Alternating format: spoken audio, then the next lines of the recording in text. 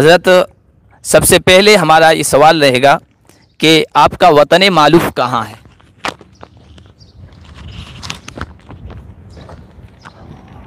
बिस्मिल्लाहिर्रहमानिर्रहीम। साहिब वली मीडिया, सबसे पहले आप हज़रात का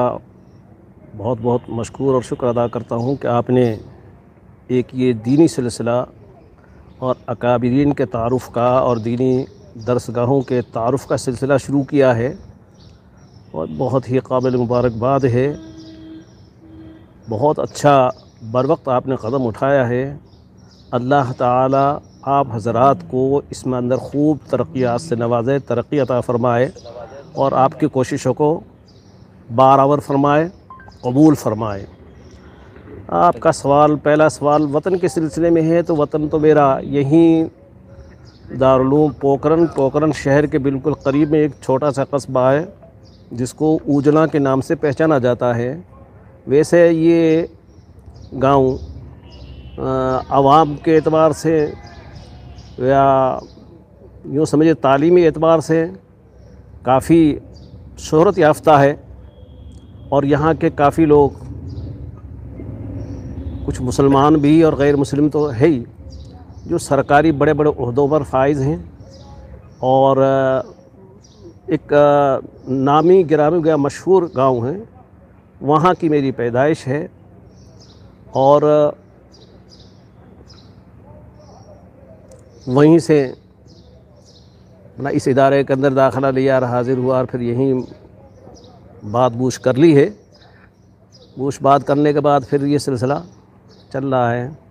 ये ग़ालिबन आपका पहला सवाल इतना ही था। आपके आबा व अजदाद यहीं उजला में आके रहे थे या कहीं से हिजरत करके या मुंतकिल होके आए? हमारी पूरी बिरादरी, जैसा कि मालूम हो, बाहर से हिजरत करके आए बहुत मुद्दत से, और ख़ास तौर से यहाँ आने के बाद में यही शहर पोकरण मेरे आबा अजदाद की बूशबाद यहीं की है, यहीं रहे और फिर यहाँ से वहाँ ऊजला गांव के जो ठाकर किस्म के लोग थे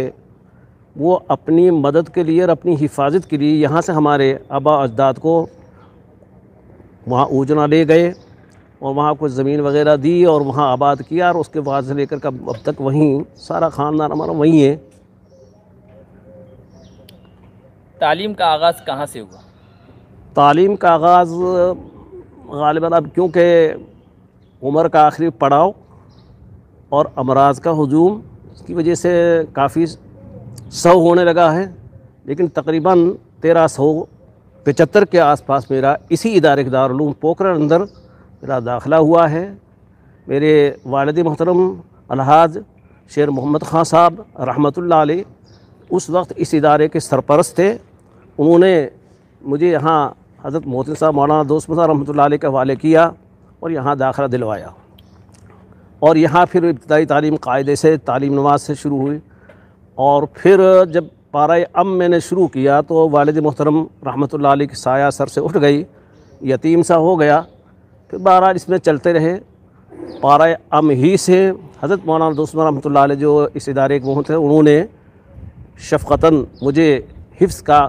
सिलसिला शुरू करवाया और फरमाया कि तुम हाजी साहब की तमन्ना थी, मुझे कहा भी था, इस वास्ते तुम हिफ्ज़ शुरू कर दो, अल्लाह ताला आपको कायम देगा। मैंने शुरू कर दिया और तकरीबन 25 पारे मैंने इसी इदारे के अंदर